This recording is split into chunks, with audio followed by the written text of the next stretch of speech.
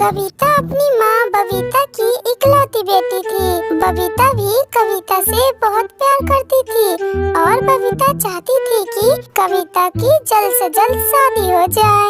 लेकिन कविता तो बिल्कुल नहीं चाहती थी कि उसका शादी हो। अरे कविता बेटा, अब हाँ भी कर दे। आखिर कब तक तू शादी से पीछे भागती रहेगी? और अगर तुमने किसी को पसंद करके रखा है तो वो भी बता दे। आखिर तू कब तक शादी के नाम से पीछे भागती रहेगी? कभी न कभी तो तेरे को शादी करनी ही पड़ेगी। अच्छा बता, आखिर तेरी प्रॉब्लम ही क्या है? तू शादी क्यों नहीं करना चाहती? माँ, मुझे शादी से कोई दिक्कत नहीं है, लेकिन मैं आपको छोड़कर कहीं नहीं जाना चाहती। आखिर मेरे अलावा आपका है ही कौन?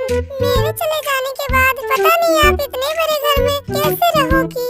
अरे बेटा, सभी बेटियों को अपनी माँ की इसी तरह से चिंता होती है, पर इसका मतलब ये थोड़ी ना है कि बेटियाँ अपनी माँ के पल्लू से बंध जाए।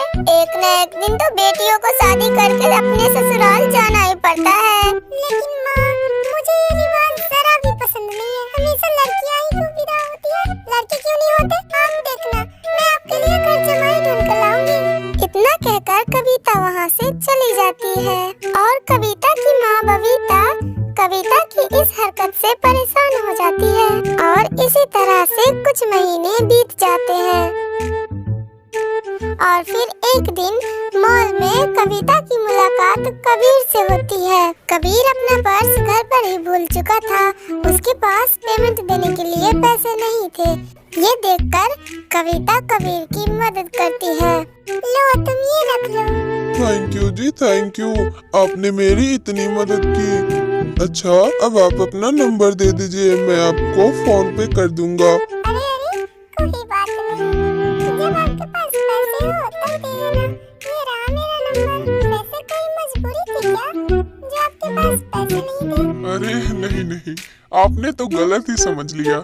हमारा खुद का अपना बिजनेस है, पर मुझे काम करना पसंद नहीं, इसीलिए माँ ने आज मार मार कर मुझे मॉल भेजा है सामान लाने के लिए। और इन सब चक्कर में मैं तो अपना पर्स ही भूल गया। Oh my God! तो इसका मतलब आप गरीब नहीं, कामचोर हैं।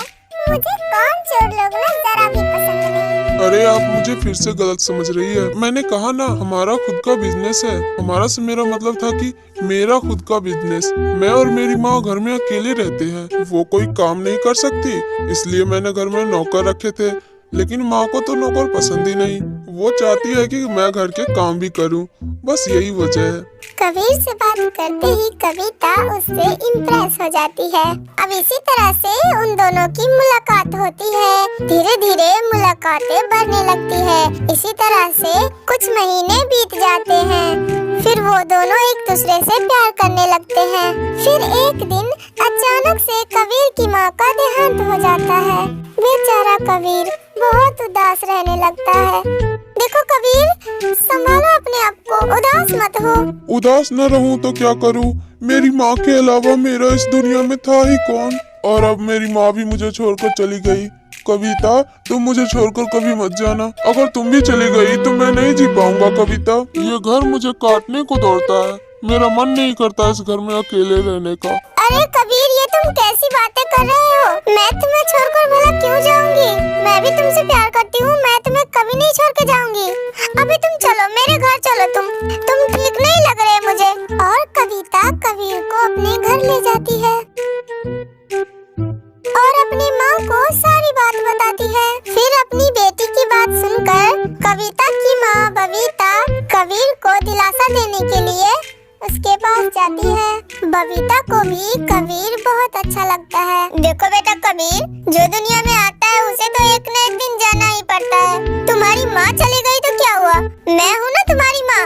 अब तुम हमारे साथ ही रहना यहीं पर। वैसे भी मेरी बेटी भी है। मेरी बेटी और तुम्हारी जोड़ी बहुत खूब लगती है। इसका मतलब कविता ने आपको सब कुछ बता दिया आंटी जी? हाँ बेटा, वैसे मेरी बेटी मुझसे कभी कुछ नहीं छुपाती। हम दोनों दोस्त की तरह है। और वो तो हमेशा से कहती आई है कि वो घर जमाई पति लेकर आएगी। लेकिन किसी को क्या ही पता था कि मजाक में कहा हुआ हर एक शब्द सच ही हो जाएगा। वैसे बेटा, तुम्हें घर जमाई बनने में कोई ऐतराज तो नहीं है ना? आंटी जी, ऐतराज तो तब होता ना जब मैं अपनी फैमिली को छोड़कर आप लोगों के साथ रहता। लेकिन अब तो मेरी फैमिली भी आप ही लोग हो, तो भला किस बात का मुझे एतराज होगा। अब भला मेरी जिंदगी में कविता के अलावा अब है ही कौन। मैं कविता के लिए कुछ भी कर सकता हूँ।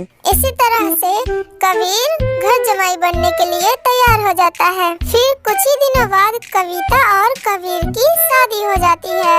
ऐसे ही कविता और कविता की माँ और कबीर सभी खुशी खुशी रहने लगते हैं। हे गाइस, अगर आपको वीडियो अच्छी लगी हो तो प्लीज लाइक एंड सब्सक्राइब कीजिए। अरे बहू, तू क्या उधर से टुकुर टुकुर देख रही है? तू भी आना, कुछ बोल। हाँ माँ जी आई। सो हे गाइस, प्लीज मैं जो बोल रही हूँ प्लीज पूरा सुन लेना, स्किप मत करना। सो हे गाइस, आप लोगों से रिक्वेस्ट है कि प्लीज मेरे सारे वीडियो को फुल वॉच करना और यूं ही रोज रोज मजेदार कहानियाँ देखने के लिए मेरे चैनल पीहू चिड़िया को सब्सक्राइब कर लेना और सब्सक्राइब करके बेल आइकन जरूर दबा लेना।